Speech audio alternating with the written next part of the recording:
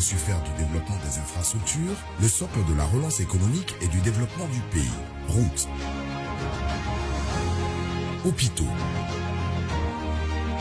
écoles, électricité,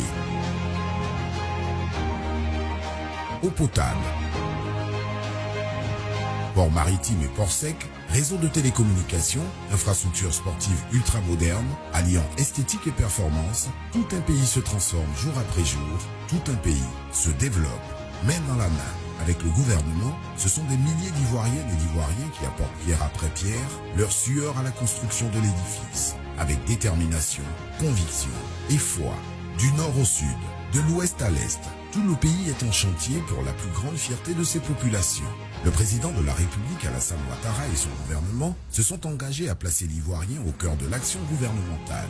À ce titre, la vision Côte d'Ivoire 2030, traduite dans le projet de société Une Côte d'Ivoire solidaire, est fondée sur des objectifs majeurs de développement et de valorisation du capital humain, afin d'améliorer de façon concrète les conditions de vie des populations et faire profiter le plus grand nombre des fruits de la prospérité nouvelle gagnée par le travail de tous. L'État a initié le programme social du gouvernement, le PSGOV.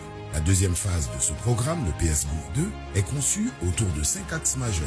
La lutte contre la fragilité dans les zones nord frontalières, l'amélioration des conditions d'études au primaire, secondaire et supérieur, l'amélioration des conditions de vie des ménages, l'insertion professionnelle des jeunes et le renforcement de la solidarité envers les populations vulnérables. Prévu sur la période 2022-2024, des millions d'Ivoiriens ont désormais accès à des infrastructures et services sociaux de base, alliant qualité et proximité. Se déplacer est devenu nettement plus facile, transporter des marchandises également. Avec plus de 80% de localités électrifiées, l'espoir d'une couverture de tous les villages devient de plus en plus une réalité. Les efforts sociaux sont indéniables dans la Côte d'Ivoire solidaire.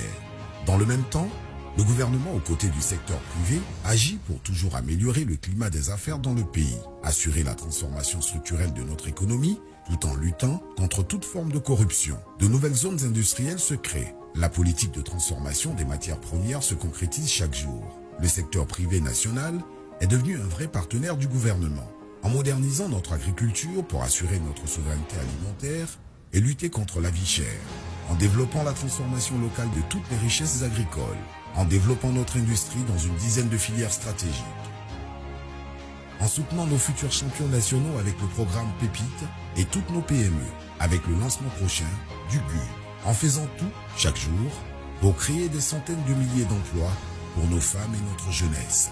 Parallèlement, la politique de développement des villes secondaires est en marche. San Pedro, Bouaké, Yamoussoukro, Korogo, pour ne citer que celle-là, change chaque jour.